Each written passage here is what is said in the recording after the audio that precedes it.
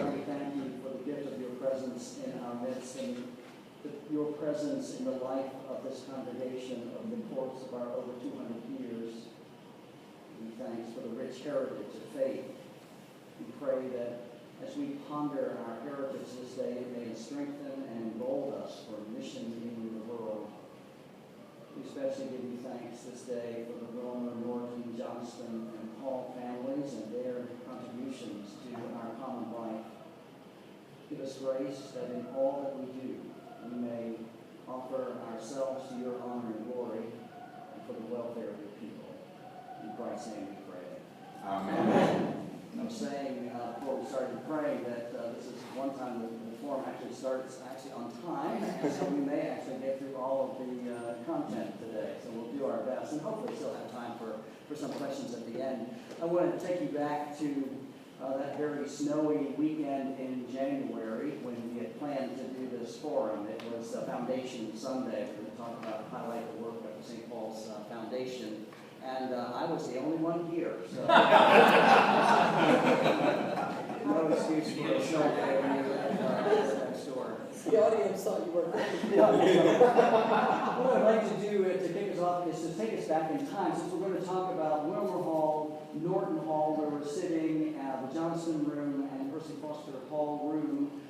Let's go back to what the buildings look like, the original buildings, around this 1900. This is a very large painting that's in the living room of the rectory, and it's a mystery, most like the Holy Trinity. We don't know where it came from. We don't know who painted it. We don't know what the timing was. But the thing I love about it is it does show, well, this one not necessarily because it's a bad picture of the print, all of the four buildings that were part of St. Paul's. So, of course, the church building is going to be 200 years old in 2018. So remember, the congregation started in 1809, came over here 1817, 1818, and so we'll celebrate that. But the reason we know this is a later design of the church is that Latrobe's design did not have the cross and sort of the Alamo look at the top, so it was straight across. And notice the three doors have crosses over them. That was a Victorian adaptation. So when the church was redone most recently in the 90s, all of those things were removed. So we're trying to get back to Latrobe's original design. We'll hear more about the building on the right. That was the lecture hall. The curious thing about that, it was a Wilmer Hall, and it was called Wilmer Hall. It could have been called for many reasons, but one of the reasons is that Dr. Wilmer built the lecture hall with his own money. The veteran paid him back with it. It did bear his name.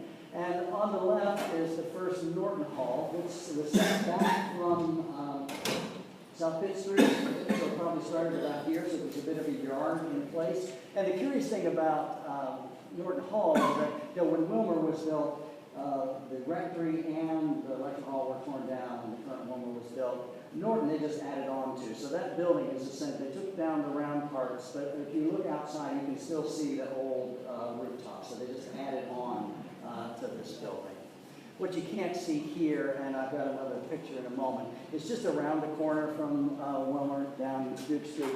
You can see the rails of the old rectory. So in these days, we've never been able to tear it down, but in the 50s, when the new Wilmer was built, it was raised so that the full building could be built. You go to the next one. That's a picture of the rectory. So let's get the back of, oddly enough, a snowy day. The thing I love about this story, and you'll hear some of them today, is that anyone who's ever been on the vestry of St. Paul's will hear endless stories about water. There's always a problem with water somewhere. There's a living stream that flows underneath the church. They knew it when it was built. If you live in Old Town, you know the water table is consistently a problem. Well, there's one story about Dr. Norton, about him bargaining with the vestry about the water problem, but that doesn't come up in the presentation. Ask me and I'll come back to it at the end. But the other story I love about the rectory is that Froggy Ordinary, who was Penny Sackler's father, so she grew up in that rectory. He tells the story that it was such a big rambling house that he would kiss his wife before he'd go to the bathroom.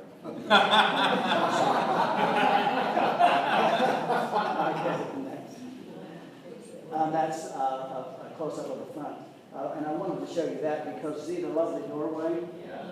We still have it. We own it. We can't figure out what to do with it, but we have tried in several renovations that we've done to figure out a way architecturally to integrate it. It's beautiful, and it's in storage in the basement. That's the only piece of the rectory that I made. And it was where the current rectory is?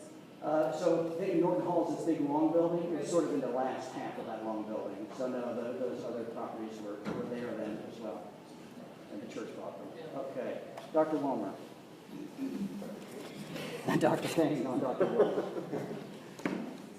So, William Wilmer was the second rector of St. Paul's, and we've done forums on Wilmer before, so I'm going to spend less time on his life and ministry and a little more time on the buildings that bear his name. But to speak briefly about his life and ministry, remember that St. Paul's was founded in 1809, and the first priest was Reverend Gibson, who came from Christ Church, and there was a bit of a disagreement within Christ Church about him leaving, and so a new congregation formed with St. Paul's.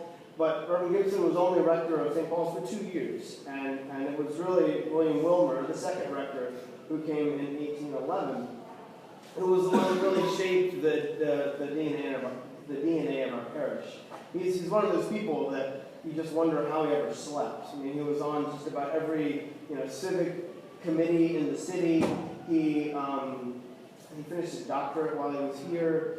He was the head of the House of Deputies in the Episcopal Church, which is kind of like our House of Representatives. And he published a book, I think it was when he was here, that became the textbook for Episcopal seminarians for about 2 or 3 generations during his life and after. A founder of Virginia Theological Seminary. And when he left St. Paul's, he went on to become rector of Bruton Parish and the president of William & Mary. And this was all by about the age of 40.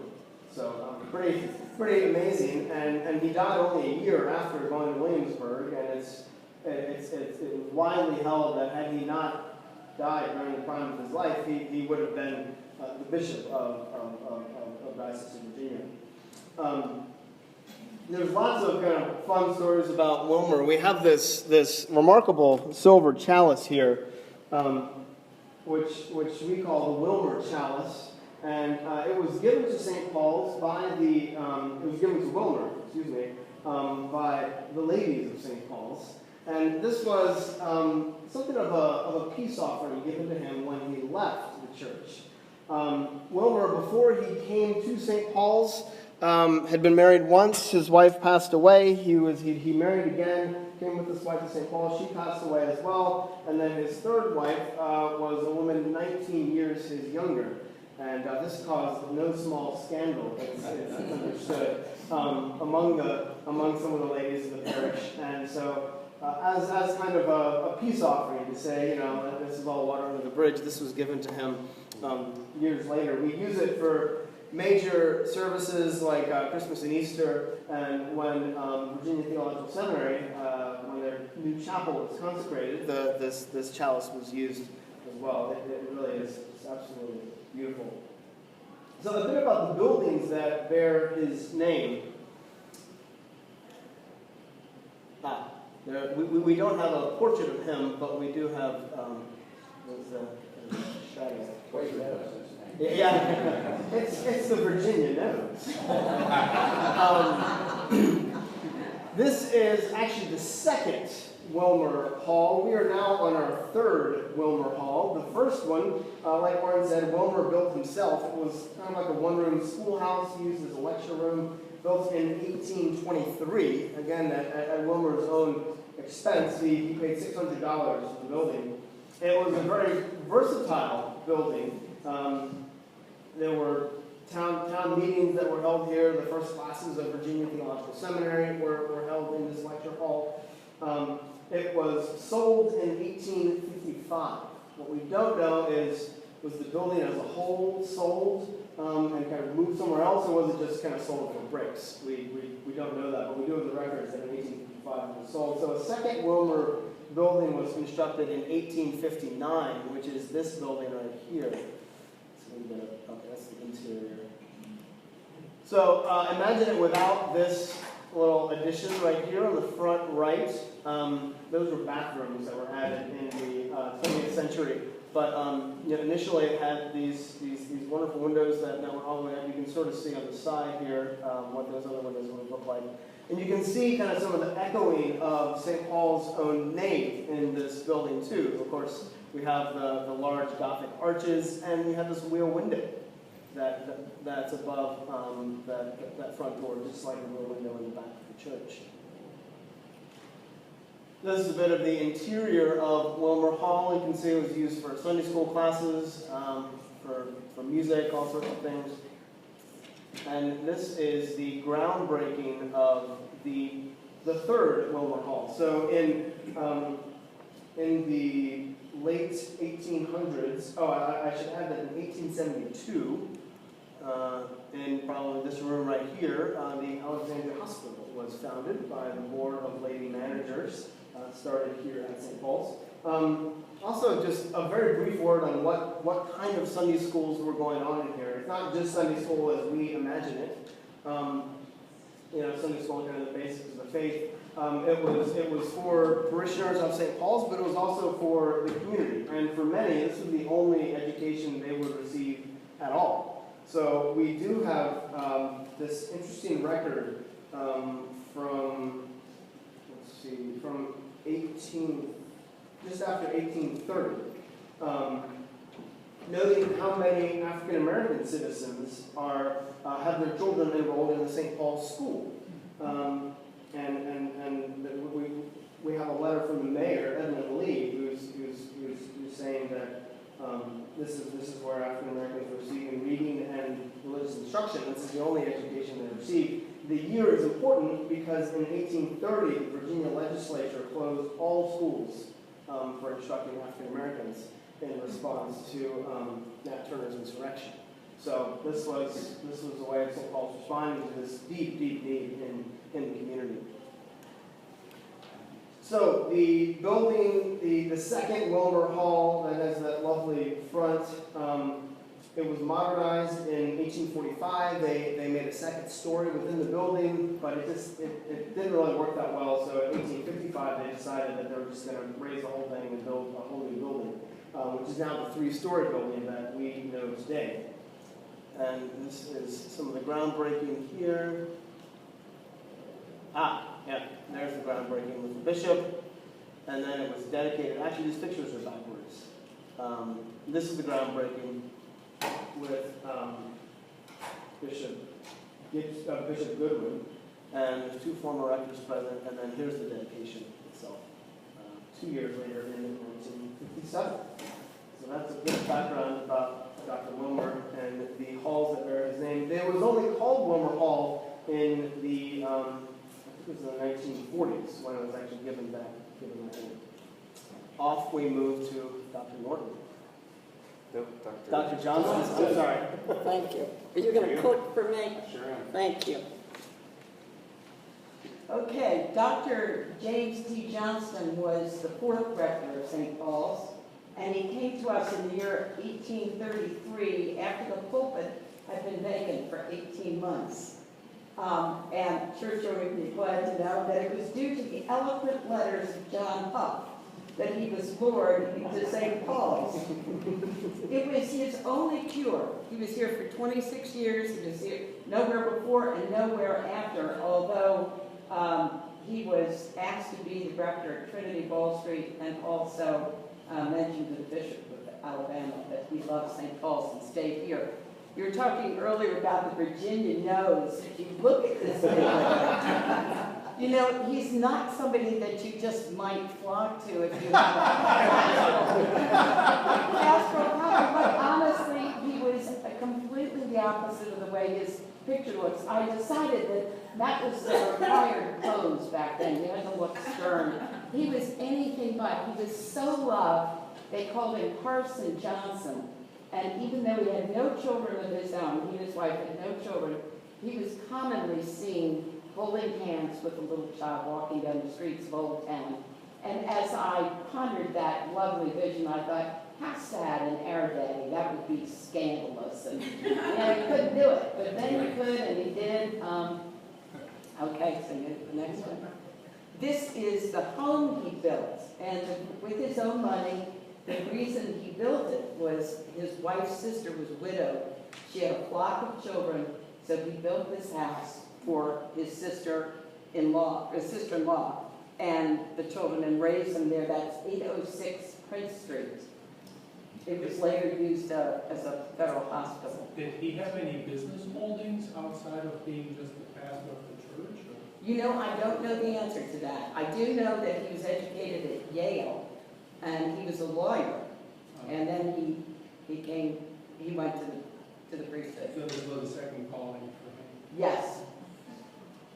This is in the back of the church. If you're standing on your way out of church, it's on the right side by the usher's desk. And I was fascinated. You probably may not be able to read that. The scripture from the 12th chapter of Daniel, the 3rd verse, links into our shine as a light, and it reads, "And they that be wise shall shine as the brightness of the firmament, and they that turn many to righteousness as the stars forever and ever." That's what they thought of. That represented Reverend Johnston to this congregation. This is the best we could do for a plaque that is on a kneeler. The acolytes used to have the kneelers there in the way back, and that is a plaque that was dedicated to him on one of the kneelers. This is a sign that's in the bookshelf that says the Johnston Room. It must have been from an earlier renovation because it showed up. So that's where it is now. My favorite part. These are oil portraits of the Reverend and Mrs. Johnston. During the last renovation, all the vestry and all the acolytes and all the chalice bearers vested in the Johnston Room. It was very cleverly done, actually, and we were there for about a year while this room was being redone. And somebody who shall remain nameless said to me, "Judith, get rid of those portraits. Somebody picked them up at a yard sale for $25. We don't need them, but we need the space." So luckily, there was unearthed a comment about these portraits. They really are the Reverend Johnston and his wife. And they were given to us in 1957, and the artist is named. They were in such poor shape that you can see it now. Mrs. Johnston has a little bouquet flower in her left hand. You couldn't see any of that. They're so poorly done, and you can see the cross on Reverend Johnston's prayer book. So this is one of those things where it's good not to listen to somebody's advice, and the portraits are still there. All right, so let me see if I forgot anything.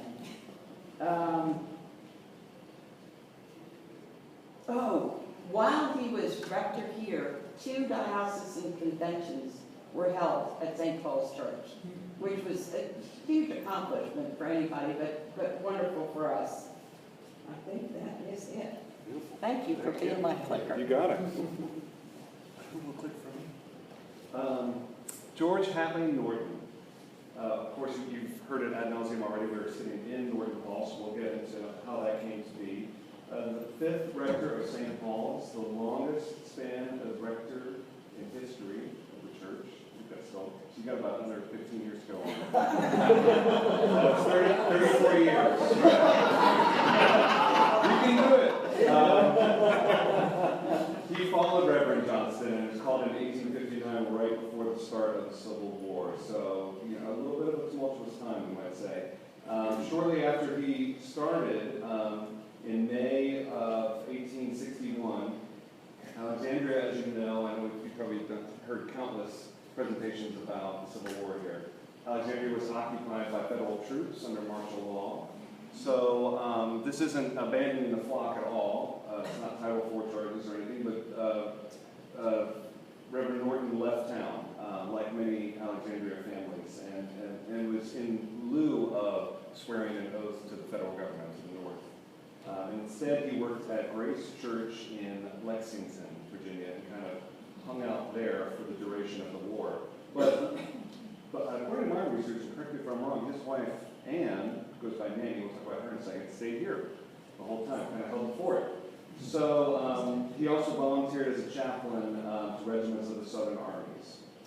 This is a picture of the church, kind of a famous picture of the church that is taken in 1862, so during the Northern occupation. Great, I love that photo so much. And okay, so when he came back at the end of the Civil War, of course he came back and the church was in disrepair. It had not been used for what they call divine service, to worship. And he needed to work especially hard for the bulk of his 34 years as rector as kind of correcting the foundations, taking care of the building, mostly doing improvements. And it really became kind of glory days of St. Paul's, I mean, with that long tenure there. And he, during that time, received a doctorate from William and Mary.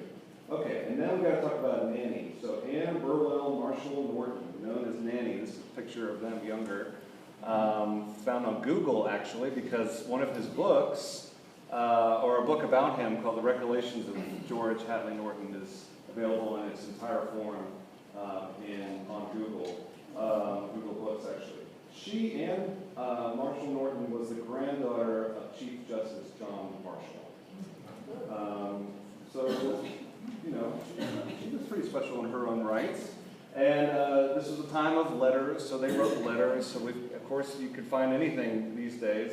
She writes this wonderful letter that we have, and this reminds me of some of the letters in Scripture, because you always have, like in the letters to the Hebrews, this great line, "Those from Italy send their greetings." I'm like, who? What? Where? Who are we talking about? She's just rattling off all these names in here, updating him while he was, this is a letter to him while he was in the Civil War, while he was in Lexington during the Civil War. So she's writing a letter kind of updating him on the health of people. She writes, you know, I send our daughter Claudia's letter. You imagine their daughter writing a little, you know, "Hi, Daddy," sending off a letter. And she writes this, she wrote, "I have but a few moments to write," and then proceeds to write 2 pages of a letter. And then she says at the end, "Do write and try and contrive your letter here. I am so anxious to hear from you. Goodbye, your devoted wife, Nanny B. Norton." He had 8 children. And Norton was absolutely beloved and worked up until the day he died. And most famously, he died while working at his desk. You know, I don't have a photo of the desk, but you can see it in Percy Foster Hall room. Sitting at his desk was this wonderful description in the local paper that said, "He was found with his head rested on the back of the chair, the left hand on the arm, as you often have seen it. The palm turned in and the fingers touching his knee. It did not seem like death." He just had this image of a really gentle, peaceful soul, just kind of quietly working, and then just goes back to the glory of God in a very quiet moment. Okay, so, and upon the death, they had to find a way to commemorate him, so that was how Norton Hall was established. We had Norton Memorial Hall is what it was originally called, built after his death in 1899, kind of a meeting space, resting room, small kitchen, small library against that back area. The 1950s saw a big renovation. There it is with the old red door. And then the 2009 renovations, which probably a lot of people in this room remember, that gives it its new, look at that, restores the name on top and has the new renovations in here, which is great because it just carries with it all of those old ghosts, including the Veredas and lots of elements of the just the history of the church. I'm told that the choir room beneath us has some of the original beams of the early foundations still there. The date of death was September 15th, 1893, and of course he and Nanny are laid to rest in St. Paul's Cemetery. And I'm probably missing wonderful anecdotes about Norman. Warren, you mentioned one, so I'll save that for you. But there you have it. I'll tell that one now because I love it so much, and I love it so much that occasionally I'll get it out and read it to the vestry members when we're dealing with water issues. And then, so he's in Lexington, family here, the war is over, Alexandria is devastated, the church is devastated, and so he's sort of trying to get himself up to come back. So he writes a letter to, again, Mr. Huff, who was at the time the chief warden, and he paints this marvelous picture. He says, you know, the rectory's lovely, but you know, you sit in the kitchen, which was on the ground floor, and you can hear the water running under the floorboards, and we have to wrap ourselves because it's cold. He said, I would love to come back, but it would be really special if you could fix all those problems. So he came back. I don't know. It's a great story. A great man. And what's his tenure? I'm not sure. It's possible. 34 years. Oh, God. Possible. Really old then, but we'll see. I'm fast forwarding now to Percy Foster Hall. We have a picture. I can't remember all those pictures I have up there. No, that is him in the left there. That's Percy Foster Hall. I think we have another. Could we go forward? Yes, next one. Like Mr. Johnston, he looks pretty formidable, but again, his character was completely the opposite. People talk about his warm and charismatic nature.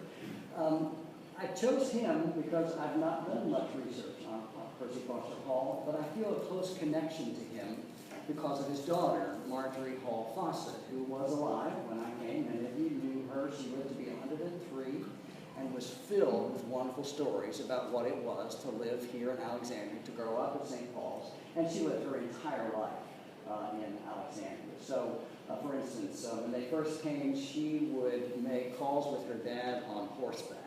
Imagine that. He was the 7th rector of St. Paul's. His years are 1921 to 1937, and he retired because of health reasons, but stayed here at St. Paul's. And so, just to give you a sense of the span of time, so over 200 years, the parish is in existence. Percy Foster Hall is the 7th rector, and I'm the 14th. So we have some living history between those last 7, which I find fascinating. Two things that really mark his tenure here when he first came.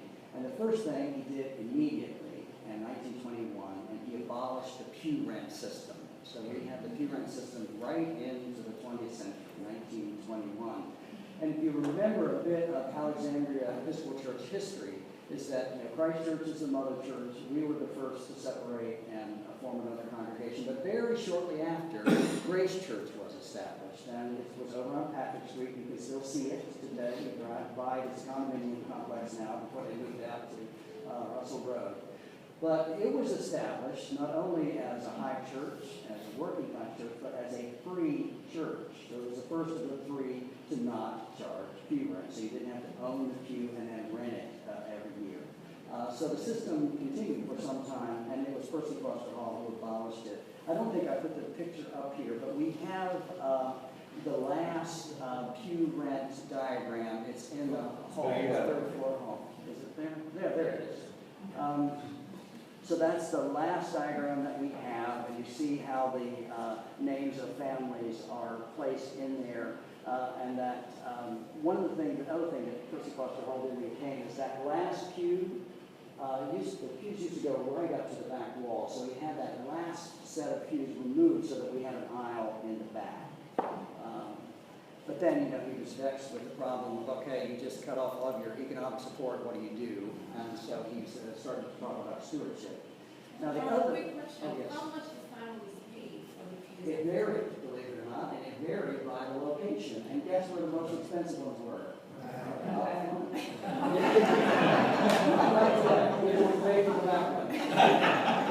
There's a great story about that. And we can talk about the McLean pew, which you see that there's a silver plaque for that McLean pew. Remember, they truly were box pews, and so that was a big box there.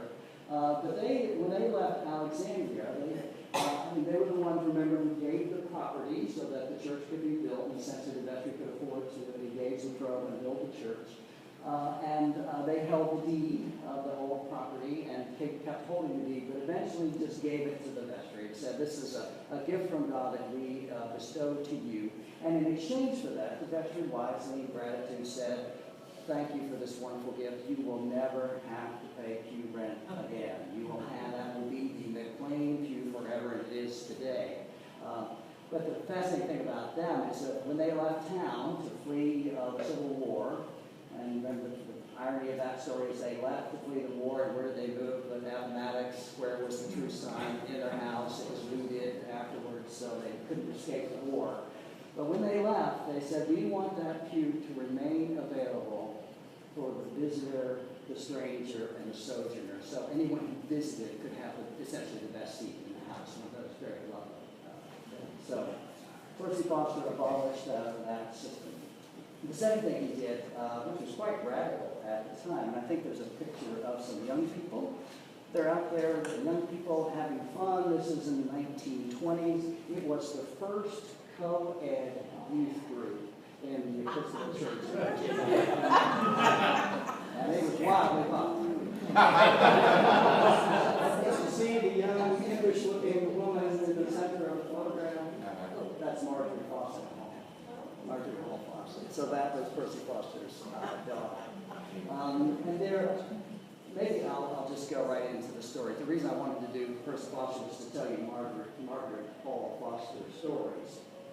And there are several. One is to remember that some of you remember Louise Marshall, who also lived to be over 100. And she and Marjorie Hall were lifelong friends. They never left Alexandria, never left St. Paul's Church. And, Louise was always quick to remind Margaret every time I was in their presence together that she was here first. And that she remembers the day that they came in 1921, remembering the 16-year-old Marjorie Foster, remember what she had on that day, and they would talk about the stories of being here. And the huge irony of being lifelong friends is they were both harsh with one another. And I remember being at Louise's 100th anniversary sort of birthday party. It was held at the Morrison House. And we were sitting at the table with them, and they got into a little spat over something. And eventually Louise looked over at Marjorie and said, I hope you wore comfortable shoes today because it is a long walk back to Goodwin House.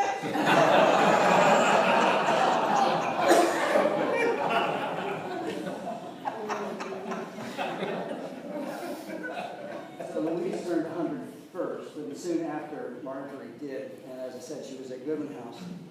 And I remember that we wanted to commemorate this great woman who had this long legacy. And much of the history of St. Paul's Church that Ruth Kay has captured for us, and most of that's the resource that we're using today, came from Marjorie. So she sort of mined that rich vein of history. Because one of the other things that Marjorie did was a great gift, is that if you look at our wedding books at St. Paul's, 9 chances out of 10 in the last century, her name appears the most because she was the witness to most of the weddings at St. Paul's, which happened not in the church, but at the rectory.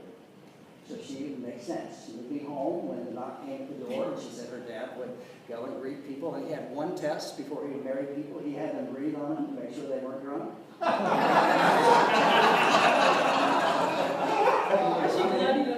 And Marjorie would play the piano for them and be a witness, so she would sign. So, very, very cool. So, she turns 100 years old. We want to do something special. It happens to be a Sunday. So we think, we'll send flowers from the altar. Take them right out from the 11 o'clock service. Someone will take them to the Goodwin House and give them to her. So we're thinking of her on her birthday.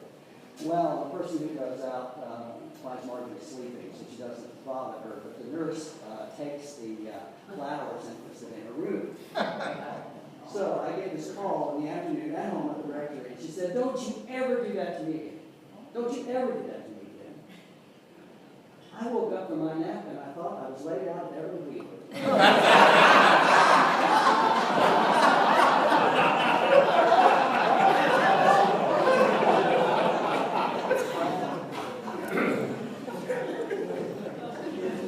All right, one last story, and I'll ask you to get to the one about the dedication of Wilmer Hall.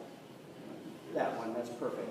So, Percy Foster Hall resigns in 1937 because of ill health. He moves to Delray, but in those days, the former rector became emeritus. It just never went away. He was still vested in service anytime.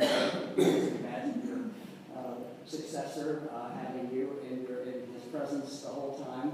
Well, that's Percy Foster there on the left, and that's Tom Frazier, who was 2 rectors hence, okay? So there was one in between, and then Tom Frazier.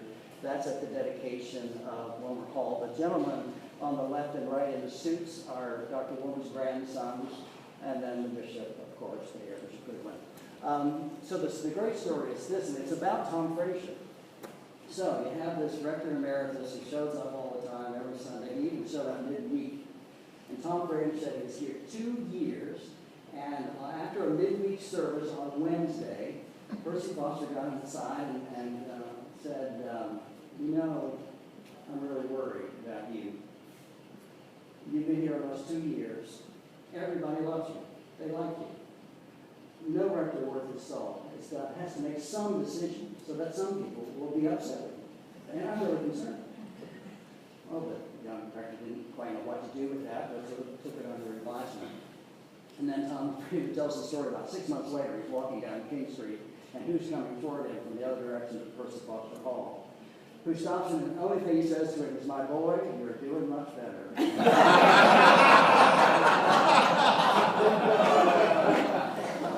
Okay, we'll stop there. We do have about 5 minutes for any comments, questions, concerns, and stories that you know. You know some of these people, so please tell us the stories that you know. Yes. I have a question. Where did the congregation have their services when the building was used during the There was a time when they were able to use the Wilmer lecture hall, and they would meet on Sunday nights, but very heavily guarded with people, officers present to watch what was going on. Christ Church was never taken over as a hospital. It had its particular veneration because it was George Washington Church and Robert and Lee's Church, and so there was a sense that they weren't going to destroy that. It was too important of an icon, and so people could worship there.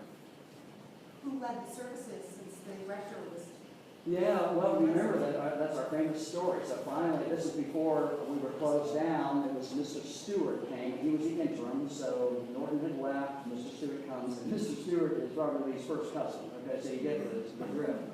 And that's when the officers come, sit in the third pew on the right. And remember, in those days, the chancel didn't exist, so the officiant was very, very close to those front pews, and he refused to pray the prayer for the President of the United States. And when, after repeated interruptions, kept refusing, they got up, bodily arrested him, and took him out of the church in his cassock and surplice. Yeah.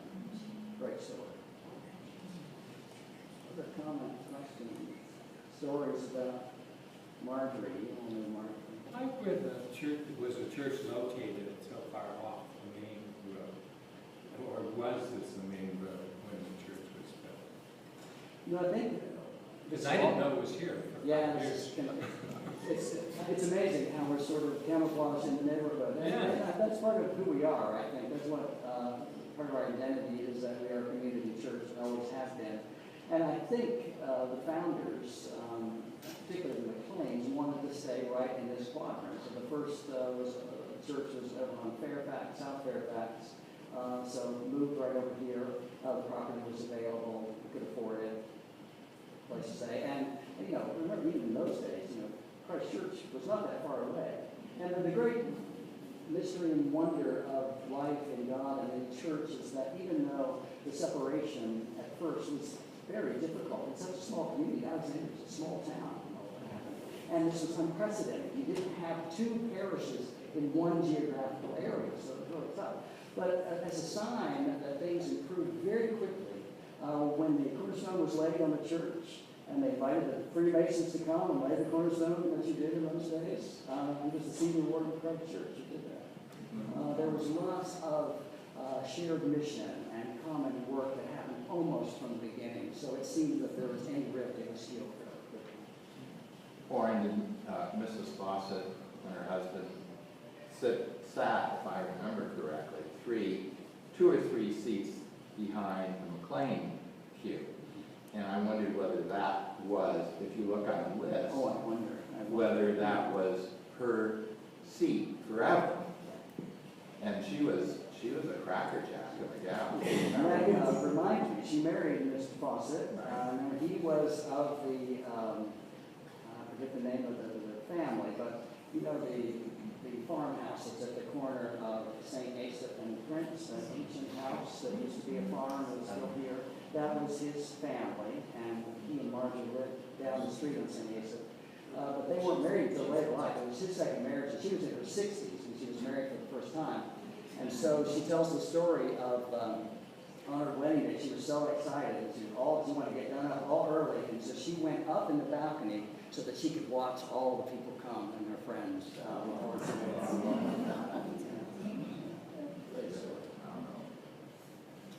At what point in the history of St. Paul's did the church open up to African American members as full members of the church? Yeah, as Ross said in his presentation, the church insisted on the education of African Americans, even when it was illegal in the Commonwealth of Virginia. And the other piece of the history which comes into play here is that St. Paul's had a mission church that was down on Franklin and Fairfax, called the Chapel of the Good Shepherd. And even though the real estate in that part of town now is terribly, terribly expensive, it was Dodge City in those days. You didn't want to live down there. It's very industrial. It's where immigrant populations were coming and going. In fact, one of the stories we have about Sunday schools, that there was a time when there was a Chinese Sunday school at St. Paul's because there were so many folks who would come to work. So that was the place, essentially, for all of the training in Christian faith and where worship services were held and where everyone was essentially welcome, not necessarily on Sunday morning at St. Paul's. And it's interesting, it's been in my tenure that the very last of that Good Shepherd population is existing. And I think Dolly Lucas might be the only surviving member of that congregation, because the building doesn't even exist anymore. So it was assumed back into St. Paul's in the 1900s. What about the stained glass window in chapel? I know that's much more recent than all the other history. Yeah, I should know the dates exactly, but I don't. Anyone know the date? Yeah. I'm thinking. No, it's late 1970s. is on the Late 1979. So it's the latest, it's the newest of our windows, and that's what's distinctive about our windows. Not that any of them priceless works of art, but they represent the entire history of development of stained glass. That's why they're so different. So they all were put in at different times.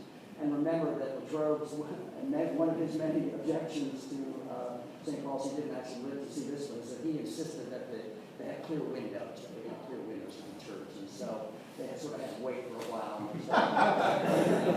It's fascinating in the renovation that we're doing now of the stained glass windows that many of them do look alike because they were pattern glass. They were just put in to hold the place until you could afford to put the window in, and now they're so old that they've become historic. And so when we renovate them, if you notice when they come back in, they're not perfect. They look old, and they are. So Lecomte took this commission. I asked him, because he spent from 18 to almost 90 his entire life building stained glass windows for the National Cathedral, and over half of them are his work.